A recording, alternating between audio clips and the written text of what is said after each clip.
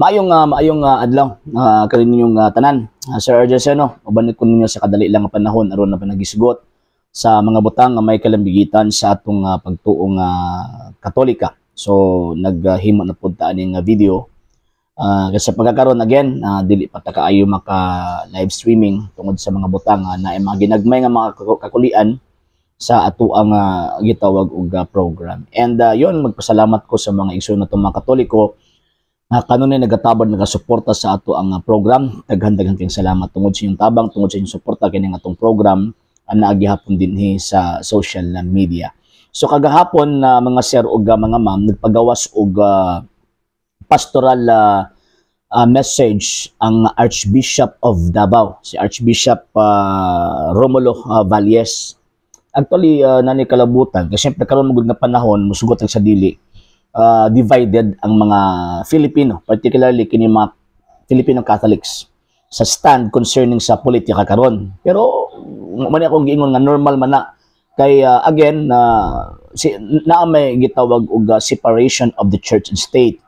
Dili man pareha kani adto nga usa ang simbahan ug ang estado. So mao na nga bisan pag naay conflict kani adto about the church, ang faithful, majority sa faithful, mahiusag yun ang tawag ining stand tungod kay naay mo control gawa sa politika, naay mo control nga mao ning gitawag og simbahan. Pero sa karon nga panahon mga sir ug mga ma'am, tungod kay separate ang church sa state, mo na nga pag politika na ganyang isgutan, divided yun ang mga Katoliko. So wala tay isa ka gitawag og stand concerning of that. Na ay uban nga mingon sila anti-Duterte sila, na uban nga bisan ako makaingon ko pro Duterte ko.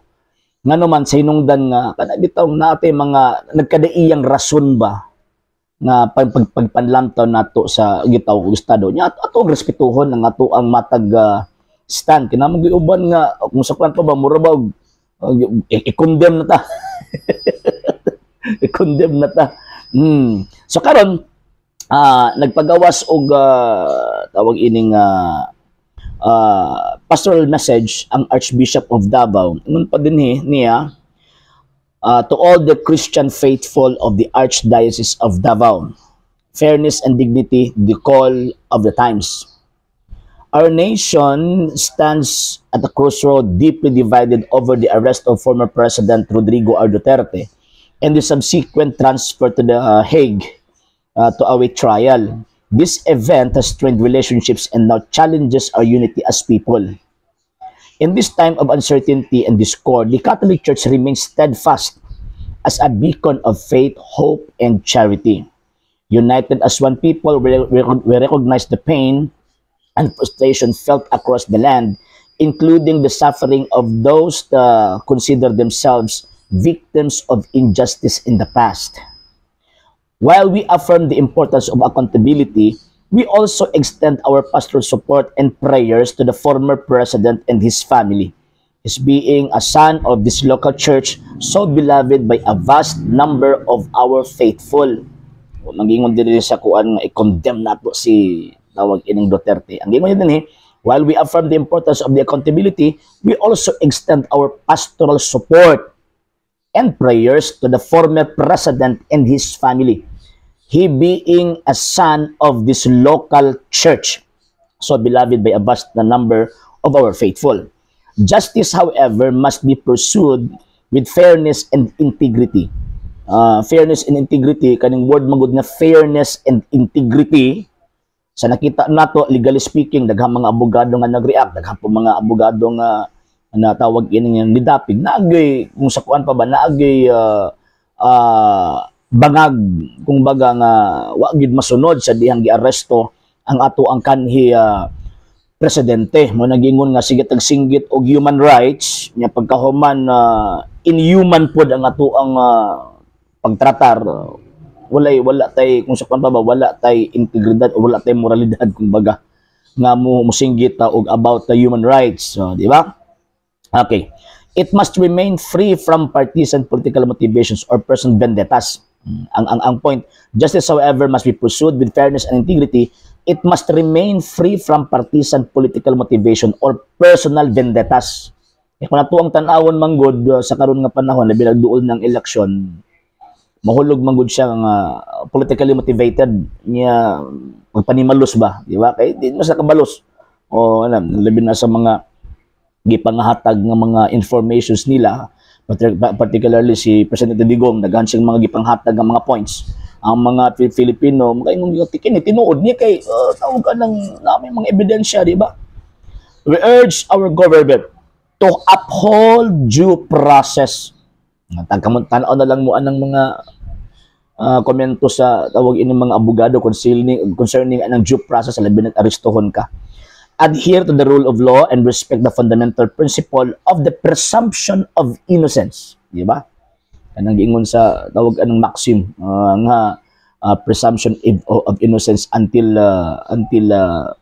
proven guilty, di ba? Only through such commitment to justice and can true peace be achieved.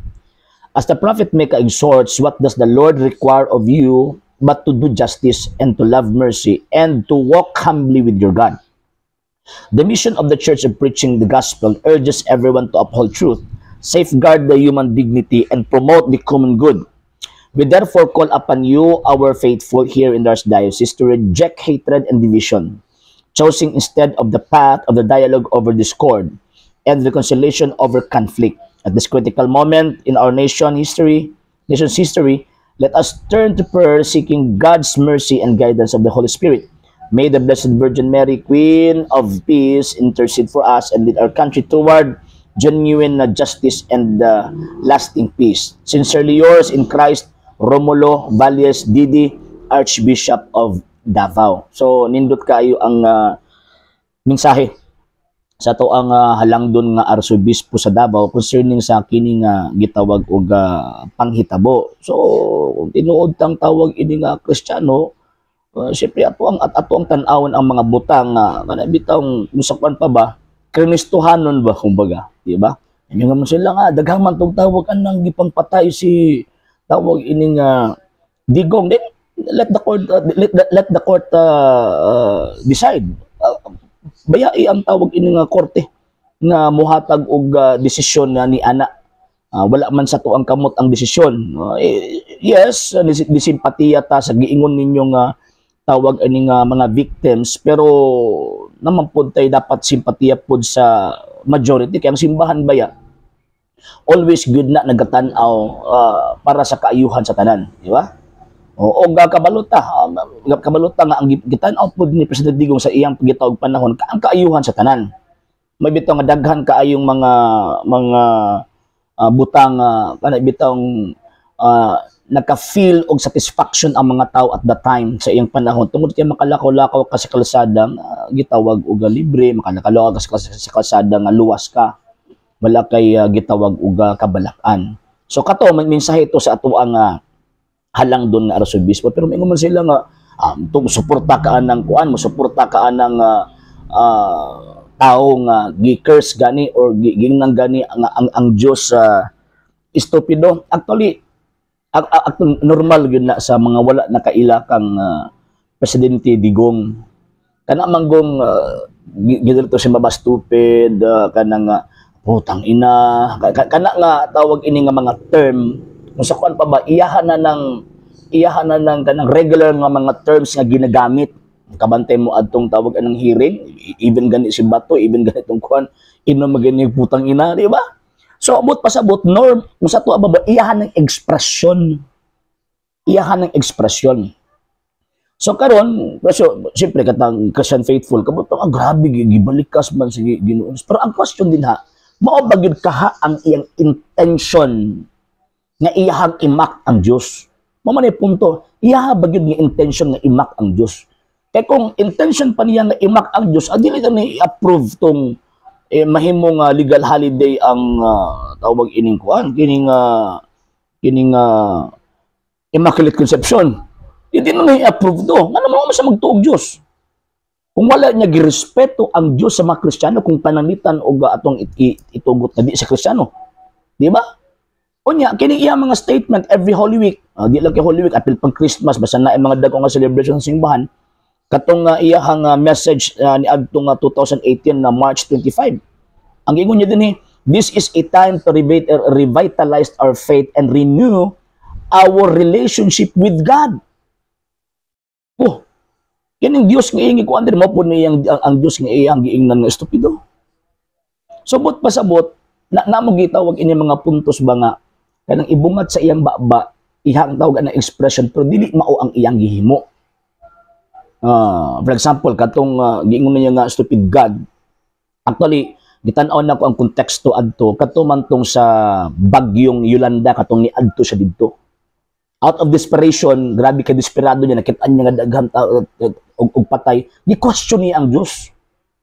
Yes, mali nga imong tawag ana i-question ang Dios kay dili man motugot ang Dios unta nga mga matay ta ang tao may nagbuot tungod sa atong gihimo nga gitaw og sala. Pero remember, ang atong kanya nga presidente dili man siya theologian nga magkasulti siya perfect about God, no. And dapat i-question ang iyang gigikanan nga kanang school nga Catholic school. Dapat i-question to, giun sa ninyo pagtudlo ni. Dati man nga Catholic school si Presidente Digong, giun sa ninyo pagtudlo ni. Usa din naa diha sulod sa Catholic school nganong ningon-an yang unahuna sa tuang presidente. Kanhi dating mayor nato Rodi Duterte. Subot pasabot naa siya mga pangunahuna, iyahang tawag ng interpretation, iyahang gitawag og panabot na bisag dili in line sa pagtuong tawag ining Katoliko o nisupak siya sa pagtuong Katoliko, pero it does not mean na generally speaking iyang gi-curse ang Dios nato. Again kanang word nga kanang ina para sa Davao nahimo ng normal ka expression niya na. Bisan gani pulis, bisan gani katong iyang kung ina pa niya putang ina. So, but pasabot wala si intention to sa ko nakita na si intention to mock God. Wala si intention. Mo gani ginapadako karon dito og anak kuan nga gibalikas ang Dios. Nawara gud na iyang gihimo. Di ba? Mga mensahe niya pag na mga dagkong kasulugan ng simbahan. And kinanggiing mo sa tong arsobispo nga nahimo siyang anak sa simbahan, local church sa Archdiocese of Davao. So, granting naagid siya tawag inigihimo nga mga sala. Iyahan ng antusan sa tama nga panahon o sa tama nga korte. Wa mo tay supak ng accountability. Mao bitaw always niyang ginasulti ni former President Duterte nga kung i-trial ko ninyo, file ko ninyo kaso sa korte sa Pilipinas. Marami giulbuhan sa mga tao karong panahon na.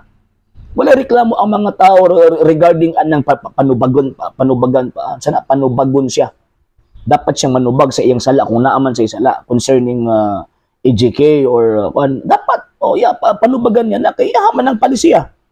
Isip usa ka government official, pero dapat iyang panubagan dili sa korting Filipino. Mo man ni punto. Idala ni mog laing nasod, dili lang kay pagtuo ang imuhang gihikuan dinha. Gihikaw sa iyaha, ano man wala man nimo gisunod ang moralidad sa simbahan Katolika. Wala man nimo gisunod ang due process ba kumbaga. Mawala imong moralidad. Nya pagkahuman sa ato ang pagka nasudnong sa atong pagka nasudnong entity sa sulod ni ining maong nasura gitama ka nato tong soberenya.